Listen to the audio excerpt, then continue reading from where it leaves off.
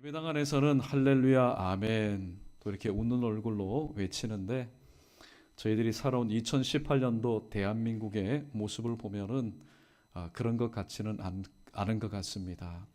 또 여기저기에서 또 여러 가지 많은 일들이 있었습니다. 나타난 그런 행동만 바라보면서 왜 그런 행동, 왜 그런 일이 있었을까? 그 상황은 이해하지 못하고 또 오해를 해서 여러 가지 많은 일들이 있었고, 또 특별히 정치계에 보면은 무엇 하더라, 아니면 관두고, 그래서 마음껏 돌을 던지지만은 또 그 돌에 맞는 사람들, 또 가정, 또 그런 기관들은 또 힘들어하는 그런 모습을 우리들은 쭉 봐왔습니다.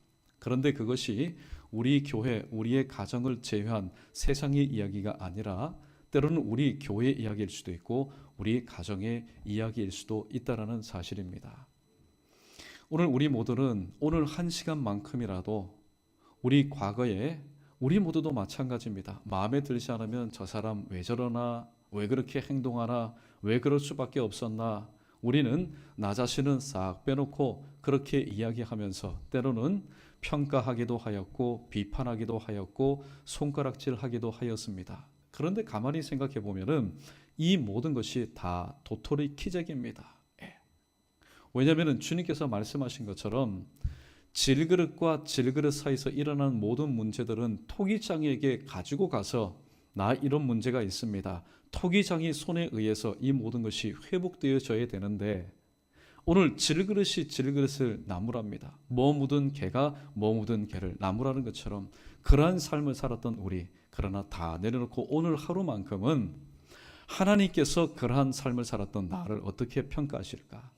또 하나님께서 2018년도 이제 한 달 남지 않았는데 나를 통해서 원하시는 열매가 분명히 계셨을 텐데 그 중에 하나님께서 원하시는 바로 그 한 열매는 무엇인가? 그 열매는 어떻게 거둘 것인가? 오늘 말씀을 통해서 함께 교훈의 말씀을 나누고자 합니다. 하루는 예수님을 찾아왔습니다. 두세 사람이 예수님을 찾아와서 헐떡이며 이렇게 말합니다. 오늘 갈릴리 몇 사람이 큰일 났습니다. 그들이 죽었습니다. 빌라도가 자기의 제물을 드리는데 바로 그 제물의 피에 갈릴리 몇 사람의 그 피를 섞었습니다. 쉽게 말하면 뭡니까? 순교당했다라는 거죠. 이 말씀을 들으신 예수님께서 이렇게 말씀합니다.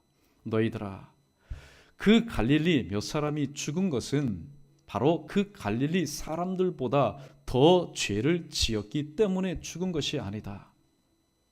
여러분, 죽는 것은 히브리서 9장 27절의 말씀처럼 한 번 죽는 것은 사람에게 정하신 바라고 얘기했습니다. 큰 죄를 지었기 때문에 그가 죽고 또 작은 죄를 지었기 때문에 안 죽는 건 아닙니다. 큰 죄든 작은 죄든 바로 그 죄로 인해서 사람은 죽게 되는데 오늘 이 말씀의 핵심은 뭡니까? 주님이 말씀하신 것처럼 너희도 이와 같이 회개하지 아니하면은 망하게 될 것이다 라고 말씀합니다. 그리고 예수님께서 또 한 가지의 예를 듭니다. 얼마 전에 실로암 망대가 무너졌는데 그 망대가 무너진 것으로 인해서 18명이나 되는 사람이 압살을 당했습니다. 예수님도 귀가 있습니다. 다 듣고 계십니다. 그런데 너희들아, 그 사람들이 예루살렘에 있는 사람들보다 죄를 더 많이 지었기 때문에 그들이 죽은 것이 아니다.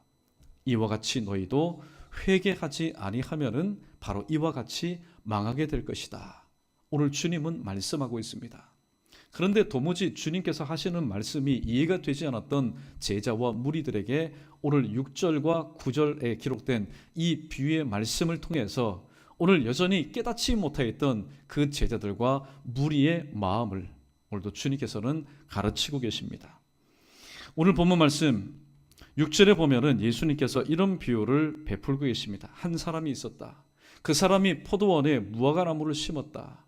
그리고 와서 그 열매를 얻고자 하였지만은 얻지 못하였다. 그때 포도원주에게 이렇게 말하였다. 내가 3년이나 와서 그 열매를 얻고자 하였지만은 내가 얻지 못하였다. 그러므로 이 무화과 나무를 찍어버려라. 왜 땅만 더럽히느냐? 이때 포도원지기가 주인에게 이렇게 간청을 합니다. 주인이여, 금년에도 그대로 두십시오. 내가 가서 땅을 파고 거름을 다시 주겠습니다. 내가 잘 관리하겠습니다. 그래서 만약에 주인 당신이 원하는 그 열매를 얻게 되면은 좋으려니와, 주인 당신도 좋고 또 이것을 관리했던 나도 좋고 또 그 열매를 맺은 이 무화과나무인 무화과나무도 좋을 겁니다. 그러나 주인께서 배려하신 것처럼 금년에도 그대로 두고 또 내가 거름을 주고 잘 관리하였음에도 불구하고 그 무화과나무가 주인이 그토록 원하시는 열매를 맺지 못한다면은 그때 찍어버리십시오. 오늘 이렇게 비유를 말씀하셨습니다. 비유지요. 비유에서 오늘 이 주인은 누구를 말합니까? 하나님을 의미합니다. 또 포도원 주인은 누구를 의미할까요? 예수 그리스도입니다. 3년 동안 왔습니다. 예수님의 공생의 3년을 의미합니다. 포도는 뭘까요? 주님께서 세우신 교회입니다. 포도원에는 포도나무를 심어야 포도원이라는 그런 이름이 걸맞습니다. 그런데 포도원에 수많은 포도나무들이 있는데 그 중에 무화과 나무를 심었다라는 것, 자격이 없는 겁니다. 그럼에도 불구하고 은혜로, 자격이 없지만은 은혜로 심겨진 존재가 바로 무화과, 저와 여러분 우리를 의미하고 있습니다. 주님께서는 2000년 전에 3년 동안 공생의 사역을 하시면서 십년들을 찾아가시면서 주님께서는 열매를 원하셨습니다. 그때 살아생전에 열매를 거둔 사람도 있고 또 어떤 이는 주님이 돌아가신 뒤에 성령의 충만한 이후에 열매를 거둔 사람도 있습니다. 그 주님은 오늘날 또 우리에게 찾아오셔서 그 열매를 거두고 계십니다. 그런데 오늘 이 본문에 등장하는 이 비유만 똑 떼놓고 우리가 말씀을 전하면 도대체 그 열매가 무엇일까? 그토록 주인이 원한다면 그 열매 한 번쯤 맺어서 드리면 좋을 텐데 왜 무화과 나무는 그 열매가 무엇인지 깨닫지 못하고 그 열매를 맺지 못했을까? 사실 이 비유만 딱 떼놓고 보면 그 열매가 무엇이지? 아무리 생각해도 물음표밖에 생기지가 않습니다. 그러나 오늘 본문 앞에 1절로 5절에 기록된 두 가지의 사건을 통해서 예수님께서 동일하게 하신 말씀을 통해서 우리는 그 열매가 그 열매가 바로 이런 열매구나. 마태복음 3장 8절에 기록된 말씀, 세례 요한도 똑같이 얘기했습니다. 그리고 예수님께서도 복음을 증가하실 때 첫성 가장 처음으로 하신 메시지가 뭡니까? 회개하라. 바로 회개에 합당한 열매라는 사실을 우리는 깨닫게 됩니다. 자, 그러면은 오늘 본문이 우리에게 주시는 첫 번째 교훈은 뭘까요? 회개가 없는 삶은 하나님 앞에 무의미하다라는 사실을 우리에게 말씀해 주고 있습니다. 누가복음 15장에 등장하는 큰 아들을 오늘 이 말씀을 이해하기 위해서 한번 끄집어보겠습니다. 여러분 큰 아들을 한번 보십시오. 큰 아들은 자타가 공인하는 효자입니다. 동네 사람들이 다 칭찬합니다. 한 번도 아버지의 명을 어긴 적이 없습니다. 그리고 나가서 꾸준하게 일을 합니다. 반복되게 변함없이. 그러던 어느 날 아버지의 것을 가지고 가서 창기와 함께 허랑방탕하게 지내다가 다 탕진하고 돌아온 그 둘째 아들, 자기 동생이 돌아온 그날 드디어 이 큰 아들의 그 본심이 무엇인지를 우리는 발견하게 됩니다. 아버지는 너무나 기뻤습니다. 왜냐하면 집 나간 아들이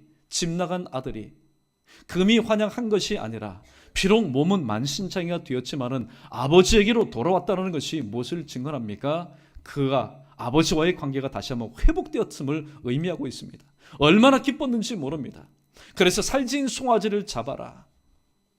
집에서는 이미 잔치 석상이 무르익어가고 있습니다. 그런데 하루 종일 열심히 꾸준하게 성실하게 일하였던 그 맏아들이 돌아옵니다. 둘째 아들이 나간 뒤에 단 한 번도 듣지 못했던 풍악 소리가 들립니다. 그리고 둘째 아들이 나간 뒤에 단 한 번도 맛보지 못했던 그런 좋은 음식 냄새가 코를 자극합니다. 도대체 이게 무슨 일이냐? 당신의 동생이 건강하게 돌아온 연고로 인해서 주인께서 지금 잔치를 베풀었습니다. 만약에 그날 그 사건이 없었다면 오늘 이 둘째 아들의 실체, 아버지를 향한, 바로 동생을 향한 그 속마음이 영원히 묻혔을지도 모릅니다. 그러나 그 잔치 석상을 통하여서 드디어 아버지를 향한 그동안에 감춰졌던, 저 아래 가라앉았던 앙금, 불만과 불평과 원망의 앙금들이 떠오르기 시작합니다. 그리고 동생에게도 마찬가지입니다. 아버지, 어떻게 창기와 함께 당신의 이것을 다 허랑방탕한 이 자식이 돌아왔는데 내치지는 않을 망정 잔치를 베푸셨습니까? 아버지의 뜻이 무엇인지를 알지 못한 철없는 바로 이 맏아들의 외침 아닙니까? 그래서 아버지는 똑같이 둘째 아들이 힘이 없어서 기진맥진해서 저기 있을 때 달려나간 그 아버지가 잔치 석상에 한 발자국만 내디디면은 함께 참여할 수 있는데, 여러분, 발걸음이 문제겠습니까? 발자국이 문제겠습니까? 마음이 움직이지 않는 이 맏아들을 향해서 아버지도 역시 나갔습니다. 똑같은 심정으로 나가서, 야 아들아, 맞이야, 네 동생이 지금 돌아왔지 않느냐? 내가 이렇게 기쁘다. 나의 기쁨 가운데 함께 참여하면은 내 기쁨이 더욱더 변화되겠다. 아버지가 간청을 하지만은 요지부동 꼼짝하지 않는 이 맏아들을 오늘도 그 문에서 아버지와 실갱이를 벌입니다. 여러분, 둘째 아들을 보십시오. 둘째 아들은 아버지에게서 참 의미 있는 그런 인생을 선물로 준 아들입니다. 왜냐하면 철없었을 때에는 아버지에게 받은 이 재물이 내 인생의 모든 것을 주관하겠다. 처음에는 좋았죠. 처음에는 행복했고, 처음에는 풍족하였고, 처음에는 끊임이 없었습니다. 형통하였습니다. 그러나 그 물질이 떨어질 때 사람도 다 떨어져 나갑니다. 행복은 불행이 되었고, 만족은 궁핍이 되어버렸습니다. 그리고 뒤늦게 깨닫습니다. 아, 이러한 삶은 아버지가 원하는 삶이 아니었구나. 어디서 깨달았습니까? 풍족할 때에, 행복할 때, 형통할 때가 아닙니다. 불행하고 궁핍하고 모든 것이 꼬일 때에 돼지 우리 안에서 이 사실을 깨닫게 되었습니다. 깨닫고 얼마나 철저히 회개했는지 모릅니다. 내가 하늘과 아버지께 내가 죄를 지었구나. 내가 이제 아버지의 집에 돌아간다면은 나를 아들로 보지 마시고 나를 종으로 여기십시오. 내가 일평생 자식으로 효도하는 것이 아니라 내가 종으로서 사죄하는 마음으로 아버지를 내가 섬기리라. 여러분, 철저하게 회개했습니다. 회개하고 돌아왔을 때에 아버지와의 물리적인 거리도 가까워졌을 뿐만이 아니라 아버지의 품 안에, 그토록 따뜻한 아버지의 품 안에 안기는 놀라운 체험을 하게 되었습니다. 그래서 아버지는 이제 한시름을 놓습니다. 아이고, 집 나간 아들, 이제 깨닫고 내게 돌아왔으니까. 그 둘째 아들은 아버지에게 그 무엇과도 바꿀 수 없는 의미 있는, 가치 있는, 보람 있는 자랑거리와 기쁨이 되었습니다. 그러나 여전히 문 밖에서 실랑이를 거리고 또 버티고 있는 이 맏아들을 보십시오. 맏아들은 한 번도 아버지의 명예, 아버지가 말하는 것에 불순종한 적이 없습니다. 그러나 여러분 잘 보십시오. 그 성경 구절을 보면은 이 맏아들이 아버지에게 자식으로서의 용어를 사용하는 것이 아니라 종으로서 용어를 사용합니다. 내가 아버지의 명을 어겨. 그 아버지를 아버지로 여기는 것이 아니라 아버지를 주인으로 여깁니다. 주인이 있으면 종이 있는 것 아닙니까? 내가 지금까지 명을 어기지 않은 것은 내가 종으로서 그러한 삶을 살았습니다. 아버지가 그 소리를 들었을 때 얼마나 여러분 충격이 컸겠습니까? 나는 맏아들로 끊임없이 변함없이 나간 둘째 아들과 똑같이 됐는데 맏아들은 얘기하는 것이 당신은 나의 아버지가 아니라 당신을 내가 주인으로서, 나는 종으로서 당신의 명령을 어김없이 살았습니다. 아버지에게는 큰 충격이었습니다.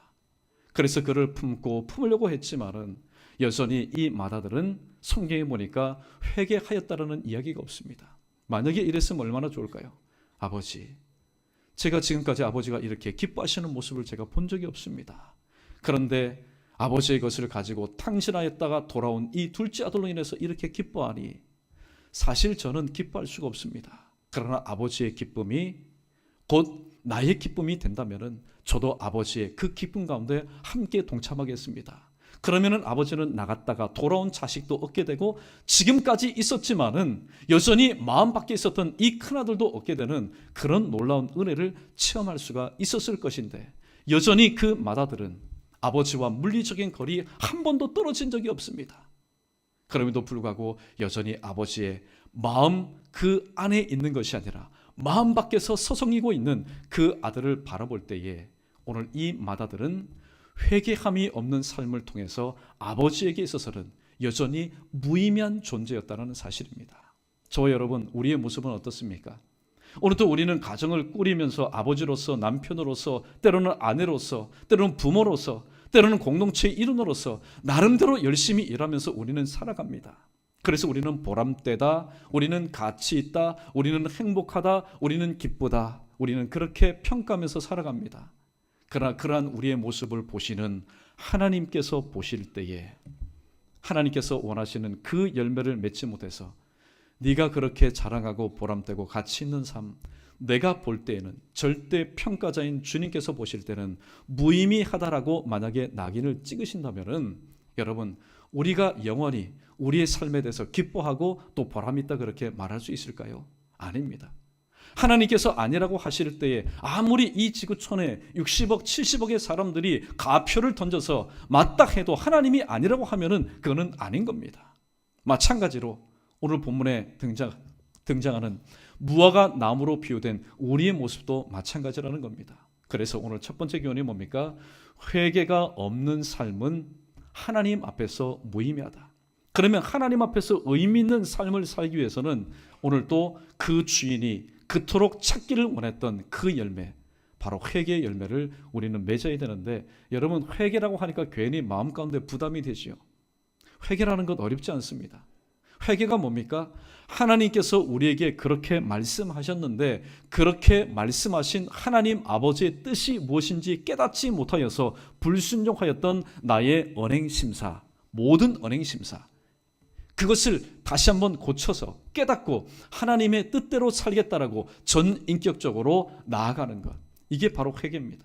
하나님께서 원하시는 것이 이것일진데, 다시 한번 오늘도 내 힘과 내 의지대로는 참 힘듭니다.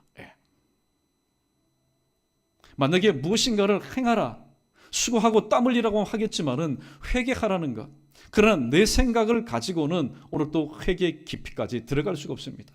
그러므로 내가 생각하고 생각되지 않은 것까지라도 깨닫게 하시는 성령 하나님의 도우심이 있다면은, 여러분, 회개도요, 내가 하는 것은 정말로 가방줄이 짧습니다.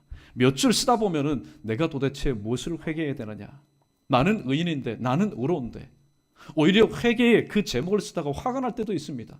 자존심이 상할 때도 있습니다. 그러나 또 성령께서 깨닫게 해주신다면, 십자가에 달리신 그 주님이 내 눈에 보이고 또 나의 이러한 삶을 통해서 내가 너를 위해서 죽었느냐, 오늘 그 주님의 음성을 들을 수 있다면 오늘 우리 모두는 한 가지, 두 가지, 바로 깨닫게 하시는 하나님의 은혜 가운데 오늘도 주님께서 원하시는 그런 열매를 맺을 줄 압니다. 여러분, 오늘도 첫 번째 주시는 말씀처럼 회개가 없는 삶은 하나님 앞에는 무의미한 삶인 것을 다시 한번 기억하시고, 그렇다면 하나님 앞에 의미 있는 삶을 살기 위해서는 어떻게 해야 되겠느냐, 오늘도 주님께서 그토록 찾으시는 바로 회개의 열매, 하나님 말씀대로 살지 못했다면 이제는 하나님의 말씀대로 살겠습니다. 하나님을 떠나서 살아보니 나에게는 아무런 의미가 없었습니다. 다시 한번 주님께로 더욱더 가까이 갈 수 있는 그런 저와 여러분 우리 모두 되기를 주님의 이름으로 축원합니다. 두 번째, 오늘 우리에게 주시는 교훈입니다. 회개하게 될 때에 길과 진리와 생명 되신 예수 그리스도가 보인다는 사실을 말씀하고 있습니다. 예수님께서 십자가에 달리셨을 때에 예수님 한편 강도가 이렇게 말합니다. 네가 하나님의 아들이면 너도 구원하고 우리도 구원해라. 그러나 오늘 한편 강도는 오늘도 주님을 바라보았습니다. 그리고 이렇게 말합니다. 당신의 나라에 임하실 때에 나를 기억해 주십시오. 그 당신은 누굽니까? 내가 보니까 당신은 나의 길입니다. 당신은 내가 믿어야 될 진리입니다. 당신은 나에게 영원한 생명을 주실 바로 생명의 근원이십니다. 메시아이십니다. 당신의 나라에 임할 때에 나를 기억해 주십시오. 오늘 이 한편 강도는 마지막에 가장 의미 있고 가치 있고 보람된 신앙의 고백을 하였습니다. 그러나 그의 인생은 그 고백과 동시에 예수님으로부터 죄사함과 구원의 은혜를 입은 동시에 그의 생명은 끝났습니다. 더 이상 예배하고 싶어도, 헌신하고 싶어도, 기도하고 찬송하는 삶을 살고 싶어도 그에게는 생명이 허락되지 않았습니다. 그러나 누가복음 19장에 보면은 오늘 똑같이 회개하여서 하나님의 영광 가운데 살았던 한 인물을 소개합니다. 바로 삭개오였습니다. 삭개오는 세리장이었습니다. 이 삭개오, 다른 머리는 다 닫혀 있는데 돈을 끌어모으는 머리는 얼마나 다재다능한지 모릅니다. 그래서 그는 세리장인 동시에 부자였다라고 얘기합니다. 그는 단신이었습니다. 키가 작았습니다. 그러나 문제가 되지 않았습니다. 왜냐하면 돈이면 모든 것이 다 해결되었고 만족되었기 때문에. 그러나 오늘 또 그의 영혼은 궁핍했습니다. 그래서 하루는 예수님께서 지나가신다는 소식을 듣고 예수님이 계신 곳으로 찾아가 봤지만은 오늘 키가 작았기 때문에 그 주님을 볼 수가 없었습니다. 사람을 뚫고 나갈 수가 없었습니다. 여러분 보십시오. 평상시에 밉보였던 사람, 오늘 지금 어떤 말씀이 선포됩니까? 생명의 말씀이 선포될 때 자기 자리에 양보해서, 자, 세리장, 당신 매국 노지만은 이 은혜 받는 자리에 내가 비켜줄 테니까 함께 와서 은혜 받자 할 사람 아무도 없습니다. 말은 하지 않지만 몸으로 비벼댑니다. 못 들어오게 합니다. 소외감을 당한 이 삭개오. 그러나 예수님을 보고 싶어하는 그 열망으로 인해서 뽕나무 위에 올라갔습니다. 체면불구하고 여기저기에서 손가락질합니다. 놀려댑니다. 세리장, 네가 하나님의 말씀을 들으면 얼마나 듣겠느냐.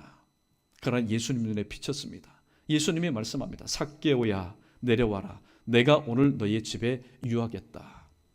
오늘 삭개오는 감동하였습니다. 본인이 초청하지도 않았는데 주님께서 자발적으로 자기 집에 들어오신다. 지금까지 여러 건을 하여서 돈을 많이 거둘 때의 그 감격, 그 벅찬 마음보다도 비교할 수 없는 주님께서 내 집에 들어오신다는 그 말씀을 듣고 오늘 이 삭개오는 정성을 다해서 음식을 준비합니다. 그리고 식사 무렵에 이 삭개오가 일어나서 주님 앞에 이렇게 회개의 고백을 합니다. 주님, 제가 가난한 사람들에게 내 재산의 절반을 내가 나눠주겠습니다. 여러분, 예수 만난 사람들은요, 변해도 이렇게 변하는 겁니다. 여러분, 많이 가진 사람이라고 해서 그렇게 뚝뚝 나눠주는 것 아닙니다. 오히려 뚝뚝 나눠주고 공유하는 사람도 없는 사람들이 하는 겁니다. 그러므로 물질이 있다고 해서 나눠주는 것이 아니라 마음이 있으니까 나눠주는 거죠. 어떤 마음입니까? 예수님이 그의 마음 가운데 들어오시니, 야, 좀 정리 좀 해라. 정리 좀 해라. 내가 너의 전부인데 네가 그렇게 고백하는데 지금 너의 마음 가운데는 이 세상의 재물로 인해서 내가 들어갈 곳이 없다. 오늘 삭개오 고백합니다.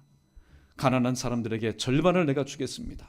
그리고 내가 토색한 사람, 내가 사기치고 내가 협박하고 내가 또한 거짓말해서 또 이렇게 갈취한 사람이 있으면 그들에겐 내가 4배나 내가 갚겠습니다. 종교개혁자 중에 한 명인 마르틴 루터가 이런 말을 남긴 적이 있다고 합니다. 진정한 회개는 뭐냐? 진정한 회개는 입의 회개가 아니라 주머니의 회개다. 예. 그것을 실천한 사람이 누구였습니까? 삭개오였습니다. 그렇게 신앙 고백하고 또 믿음을 통해서 그렇게 행할 때 예수님께서 이 집에도 구원이 이르렀다라고 바로 구원의 선포, 구원의 메시지를 허락해 주셨습니다. 삭개오가 그렇게 할 수 있었던 이유는 무엇입니까? 바로 그가 회개할 때에 주님이 동일하게 내 인생의 길이요, 내가 믿어야 될 이 땅의 진리요. 지금까지 진리는 무엇이었습니까? 돈이 진리였습니다.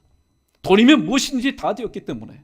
그러나 예수님을 만나니 오늘 또 예수님이 바로 내 진리요, 돈이 진리가 아닌 사실을 깨닫게 되고, 이 돈이 내 생명을 연장시키는 것이 아니라 내 영원한 생명의 주인 되신 분은 바로 예수님인 사실을 깨닫게 되었고, 그 주님을 바라보게 되었고, 그 주님과 만나서 식사를 하는 가운데 그 주님을 따르게 된 삶을 살게 되었습니다. 여러분, 우리의 삶도 마찬가지입니다. 사실 주님이 보이지 않으니까, 그리고 주님을 인격적으로 만난 적이 없으니까, 오늘 또 우리는 말씀을 듣고 가르침을 받고 배움받았으니까 그래, 예수님을 믿는 사람, 예수의 제자는 그렇게 살아야지. 그러나 힘이 없습니다. 열매가 맺히지 않습니다. 왜냐하면 그분을 보지 못했기 때문에, 그분과의 인격적인 만남이 없기 때문에. 그러나 오늘 본문에서 우리에게 주시는 두 번째 교훈이 뭡니까? 회개하게 될 때에 내가 걸어가야 될 인생의 길, 또 내가 믿어야 될 진리, 또 나에게 영원한 생명을 주시는 분이 누구시냐? 바로 주님을 우리가 볼 수 있다는 겁니다. 본다라는 것은 무엇입니까? 믿음을 전제로 하는 겁니다. 믿음은 무엇을 전제로 하는가? 믿음은 주님을 나의 구주로 영접하는 것을 의미하고 있습니다. 이러한 삶을 살 때에 삭개오, 사람들에게는 비방을 받았습니다. 매국노라는 그런 손가락질을 받았습니다. 사실 그 유대 팔레스타인 지역에 살았지만은 어쩌면은 독도와도 같은 곤중송의 고독을 철저히 느꼈던 사람이 바로 삭개오였습니다. 사람들은 그의 인생이 무의미하다고 얘기했습니다. 가치 없다고 얘기했습니다. 국민의 혈세를 빨아먹는 사람이라고 얘기했습니다. 그러나 그가 철저히 회개할 때 주님께서 그의 마음 가운데 오셔서 그에게 지금까지 돈으로 살 수 없는 바로 평안과 구원을 선물로 받을 때에 오늘 이 삭개오는 최소한 주님에게는 보람이 있고 가치가 있고 바로 의미 있는 그런 인생이 되었다는 사실입니다. 여러분, 우리는 이것을 위해서 항상 하나님 앞에 기도합니다. 그리고 때로는 몸부림칩니다. 때로는 발버둥치기도 합니다. 무엇을 위해서요? 회복을 위해서 우리는 그렇게 살아가고 있습니다. 그러나 오늘 성경은 한 가지의 절대 전제 조건이 있음을 말씀합니다. 연희교회 성도들아, 너희가 정말로 회복되기를 원하느냐? 너희가 정말로 예배가 회복되고 기도가 회복되고 또 찬송이 회복되고 삶이 회복되기를 원하느냐? 사업이 회복되기를 원하느냐? 기도 제목이 회복되기를 원하느냐? 오늘 주님은 말씀합니다. 정말로 이 모든 것이 일그러지고 깨어지고 금이 가고 찢어진 이 모든 것이 정말로 회복되기를 원한다면 오늘 또 하나님 앞에 철저한 회개를 통해서 그 합당한 열매를 통해서 하나님 앞에 나아가라. 그러면은 회복되는 것은요, 여러분 보십시오. 회복하는 게 아닙니다. 우리는 사실 회복할 수 있는 능동태가 아닙니다. 우리는 주체가 될 수가 없습니다. 우리는 질그릇입니다. 깨어진 부분, 금이 간 부분, 일그러진 부분, 이 모든 것을 회복하여 주시는 분이 따로 있다라는 겁니다. 우리는 회복되는 존재지 회복하는 존재가 아닙니다. 그런데 말씀을 깨닫지 못하니까 자꾸만 무엇인가를 회복하려고 합니다. 예배도 우리가 회복하려고 합니다. 내 자신도 회복하려고 합니다. 여러분, 깨어진 질그릇이 아무리 자기 자신을 회복하려고 한들 어떻게 됩니까? 회복하려고 다른 질그릇 만나고 또 다른 곳에 가보십시오. 가는 횟수마다, 부딪히는 횟수마다 점점 깨어지고 상처 입는 자기의 모습만을 바라볼 수밖에 없습니다. 그러므로 우리 모두는 질그릇처럼 회복하는 존재가 아니라 토기장이의 손에 의해서, 하나님 손에 의해서 회복되는 존재라는 사실을 깨닫게 될 때에 하나님 회복되기를 원합니다. 지난주 대신방에도 시편 37편 23절 24절 말씀을 가지고 함께 나누었습니다.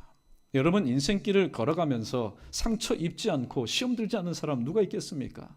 다들 그런 모습으로 살아갑니다.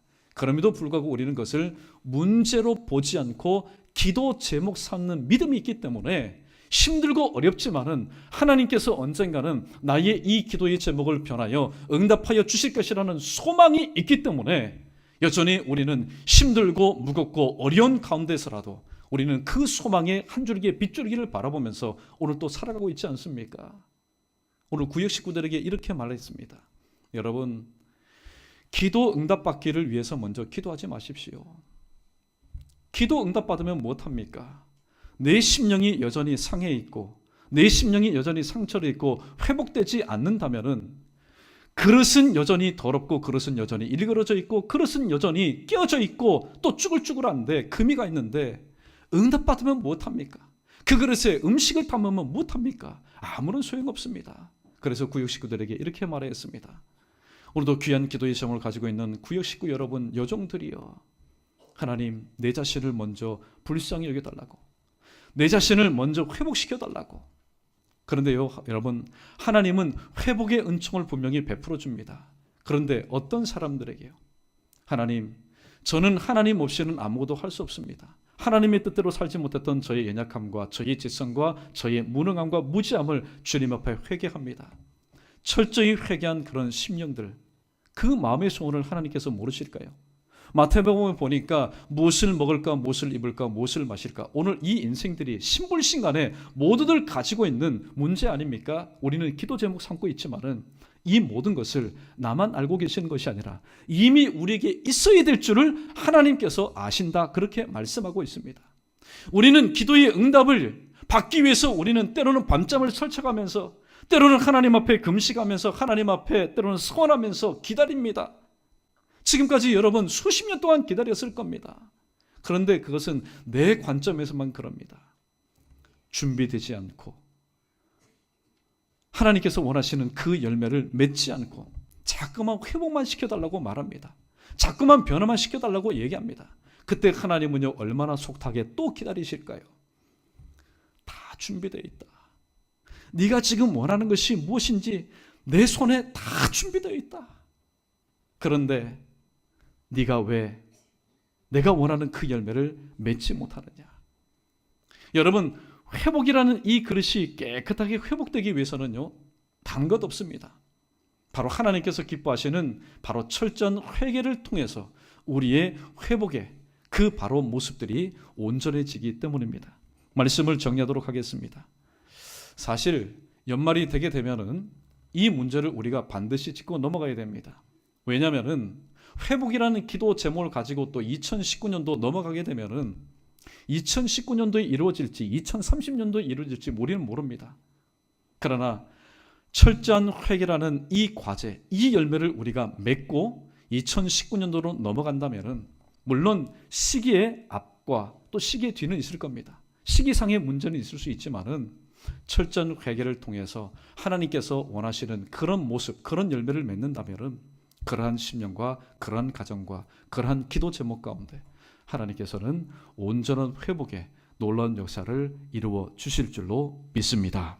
오늘 또 혹시 여러분 이 회개라는 단어를 생각할 때에 내가 회개될 분이 누구인가? 오늘 예배자인 우리 모두는 공이 한 사람도 빠짐없이 하나님 앞에 회개될 부분이 있을 겁니다. 하나님은 분명히 그렇게 말씀하셨는데 마치 큰 아들처럼 그 말씀을 듣고도 여전히 깨닫지 못하여서 오늘 또 하나님 은혜, 예배 자리에는 와 있지만 하나님 은혜 자리까지 깊숙이 들어오지 못하고 하나님과 실갱이를 벌이는 내 자신의 모습이 오늘도 발견된다면 그게 바로 하나님 앞에 회개의 모습입니다. 또 여러분, 사람 살다가 실수하지 않는 사람 누가 있겠습니까? 실족하지 않는 사람 누가 있겠습니까? 한번 인생 구경 실컷 하다가 생고생하다가 둘째 아들처럼 주님 앞에 돌아왔을 때 하나님, 제가 세상의 모든 행복과 모든 만족과 그리고 모든 것을 누리기를 원했지만은 나를 떠나서는 너희가 할 수 없다. 아무것도 할 수 없다. 맞습니다. 하나님을 떠나서는 내가 할 수 있는 것이 아무것도 없어. 오늘 이 자리에 나왔습니다. 하나님, 저를 받아주십시오. 어쩌면은 하나님께서 듣고 싶어하는 기도 제목, 우리들이 볼 때에 정말로 기도 내용이 너무나 아름답다. 어떻게 기도 내용이 저렇게 샤프할까? 어떻게 기도의 내용이 저렇게 낭만스러울까? 하나님은 그러한 기도를 들으시는 것을 원하시는 것이 아니라 하나님, 제가 죄인입니다. 나를 불쌍히 여기십시오. 저에게는 주님밖에 없습니다. 주님이 나를 품어주지 않으면 저는 세상의 외톨이요, 세상의 왕따요, 세상의 고독한 군중일 수밖에 없습니다. 저를 불쌍히 여겨주십시오. 제가 여기 있습니다. 나를 받아주십시오. 어쩌면은 미사하고 하나 섞인 그런 기도 내용이 아니라 할지라도 그런 기도의 내용이 바로 하나님의 마음을 움직이는 기도의 내용 아니겠습니까? 여러분, 신앙생활입니다. 신앙, 하나님과의 믿음의 관계에 있어서 잘못된 것이 있다면 하나님 용서해 주십시오. 또 생활입니다. 생활은 누구와 합니까? 오늘도 성도들과 식구들과 함께하는 겁니다.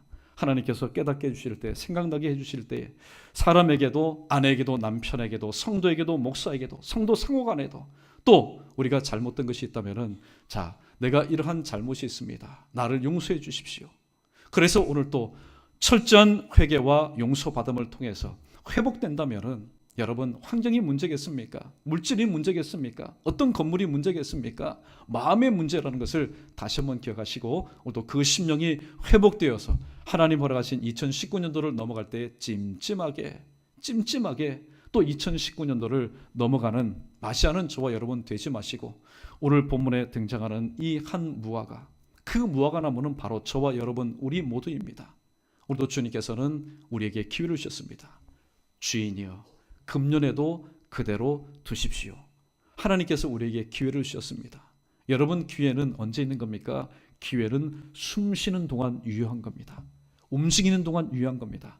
죽음의 선을 넘어가면은 아무리 회개해도 누가복음 16장에 등장하는 한 부자처럼 철저히 회개하였지만은 그 회개가 유효하지 못하고 영원히 무효한 것은 살아 있을 때의 회개가 아니라 죽음 이후의 회개였기 때문입니다. 아무쪼록 여러분, 살아있는 동안에 내가 무엇을 통해서 가장 보람되고 값진 인생을 살아갈 것인가, 오늘 주님께서 주신 말씀의 교훈 다시 한번 깊이 깨닫고 위로는 하나님을 향해서 또 아래로는 함께 신앙생활하는 우리 성도를 향해서 정말로 그 열매, 바로 회개의 열매를 온전히 맺어드려 하나님 보실 때도 또 사람과의 관계에 있어서도 꺼리낌이 없는 그런 삶을 또 살아서 2019년도를 오늘도 힘있게 맞이할 수 있는 오늘 이 예배에 참여한 저 여러분 우리 모두 되기를 주님의 이름으로 축원합니다.